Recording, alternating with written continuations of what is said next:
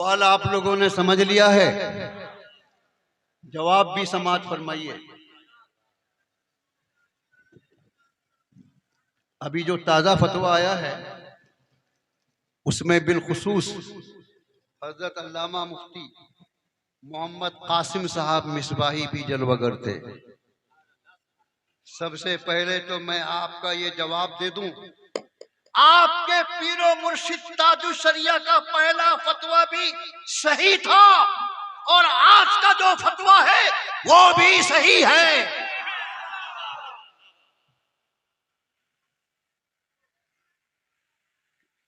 इस बात की भी इत्तला दे दूं कि जो फैसला नसीम सरकार के ताल्लुक से ताजा आया है उस फतवे में भी, उस फैसले में भी ये लिखा हुआ है कि ताजुश शरिया के पहले ताजुश शरिया के फतवे को सही मानते हुए हम इस नतीजे पर पहुंचे हैं कि नसीम सरकार अब गुमराह नहीं और उनके मानने वालों का कोई बाइकाट नहीं।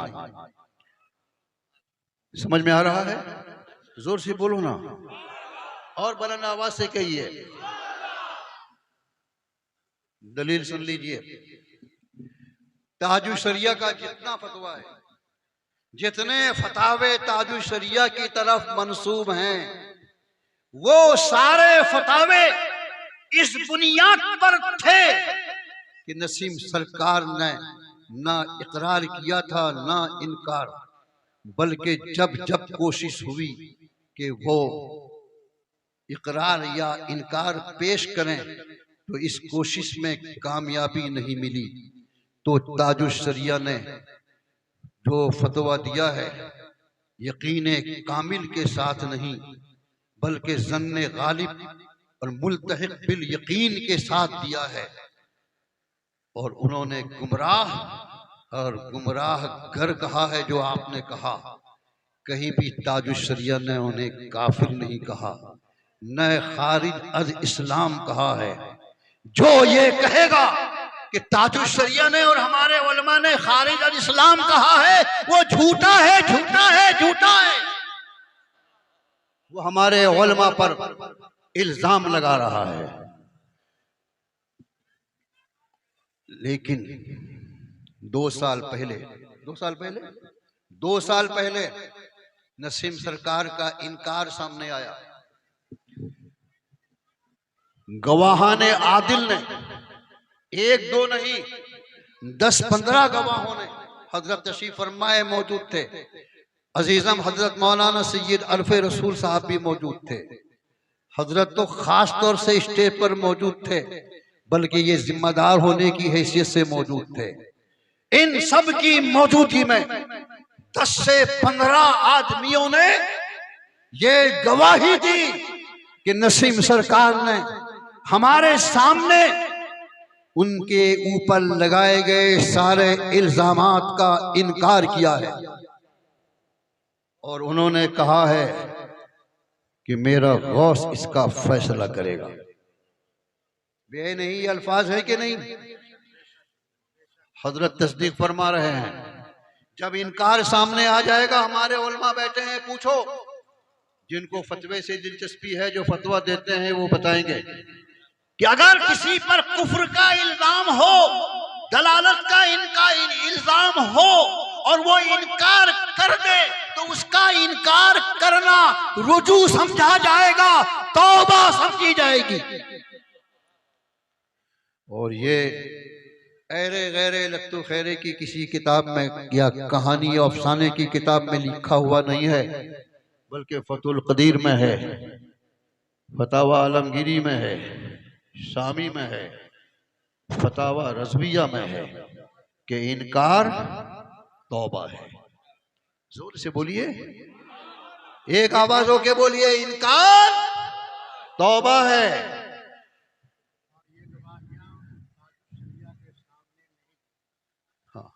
इनकार तौबा है। लेकिन यही गवाहियां हम लोगों के सामने गुजरी हैं मगर ताजुश शरिया के सामने नहीं गुजरी। अगर ताजुश शरिया के सामने ये गवाहियां गुजर जाती या उसका इनकार सामने आ जाता तो कसम खुदा की ताजुश शरिया भी वही हुक्म देते जो हुक्म मैं दे रहा हूं, हजरत मुफ्ती कासिम दे रहे हैं। और यही बात हजरत अल्लामा मुफ्ती मोतिउर रहमान मुस्तर नबी एक जलसे में कही थी कि जो कुछ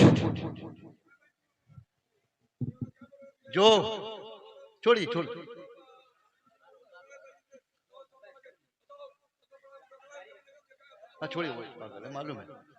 मालूम है। जोर से बोलिए सुभान अल्लाह और बुलंद आवाज से कहिए सुभान अल्लाह।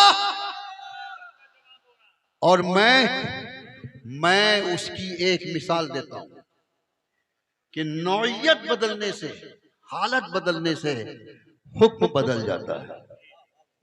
एक मिसाल दे रहा हूं, आपको शायद मालूम होगा, इब्तिदाए इस्लाम में रसूल पाक के जमाने में अमीरुल मोमिनीन सैयदना अबू बकर सिद्दीक रज़ी अल्लाह ताला अन्हु, जो तमाम अंबियाए किराम की उम्मत में सबसे अफजल आला और बरतरो बाला हैं, उनकी हयाते पाक में, उनके दौरे खिलाफत में औरतों को मस्जिदों में जाकर जमात के साथ नमाज पढ़ने की इजाजत थी। लेकिन जब हजरत उमर फारूक आजम का जमाना आया तो हजरत उमर ने पाबंदी लगा दी औरतों पर कि औरतें अपने घर में नमाज पढ़ें, मस्जिद में आने की उनको इजाजत नहीं। बोलो, बज़ाहिर मालूम हो रहा है कि नहीं कि रसूल पाक के खिलाफ इनका हुक्म है, सिद्दीक अकबर के खिलाफ इनका हुक्म है। लेकिन इस हुक्म की क्या हैसियत है? हजरत आयशा सिद्दीका की जुबान से समाअत फरमाइए। हजरत आयशा कौन है? हमारे रसूल की सबसे चहेती बीवी है, वो महबूब ए रसूल हैं, हबीब ए रसूल हैं, सिद्दीका हैं। और इल्मे हदीसो फिक्र में औरतों में कोई उनका मिसाल नहीं, उनकी तरह नहीं। हजरत आयशा सिद्दीका की बारगाह में औरतें शिकायत लेकर पहुंची कि सरकार के जमाने में हम लोगों को मस्जिद में जाने की इजाजत थी, हजरत अबू बकर सिद्दीक के जमाने में जाने की इजाजत थी, उमर मना कर रहे हैं। तो हजरत आयशा सिद्दीका ने फरमाया, इस वक्त औरतों की जो हालत है, अगर इस हालत को हजरत अबू बकर सिद्दीक और मेरे सरकार देख लेते तो वो भी यही हुक्म देते जो हुक्म उमर दे रहे हैं। इसका साफ मतलब हुआ कि हालत बदलने से, नौइयत बदल जाने से हुक्म बदल जाता है।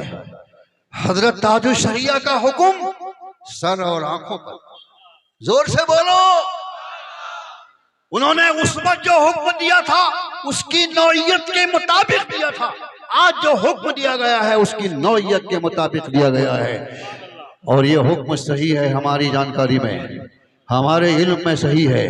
अगर इसके खिलाफ कोई हुक्म ले आएगा, आखिरी जुमला सुन लो, अगर इसके खिलाफ कोई हुक्म ले आएगा, सैयदना आला हजरत की किताबों की रोशनी में, आले रसूल ने पहले भी ऐलान किया था, आज भी ऐलान कर रहा है कि जैसे हमारा फतवा, हमारा फैसला खुलेआम था, आम है, वैसे ही हमारी तौबा भी खुलेआम होगी। लेकिन ये बाजू मेरे आजमाए हुए हैं, किसके अंदर हिम्मत है जो इस फतवे के खिलाफ या फैसले के खिलाफ दलील ला सके? इसलिए कि दलील मैंने अपने बाप की जुबान से नहीं दी है, बल्कि हमने इमाम मोहम्मद रजा के कलम से लिखी हुई फतावा रज़विया के हवाले से दी है। कोई ताकत इसको गलत साबित नहीं कर सकती।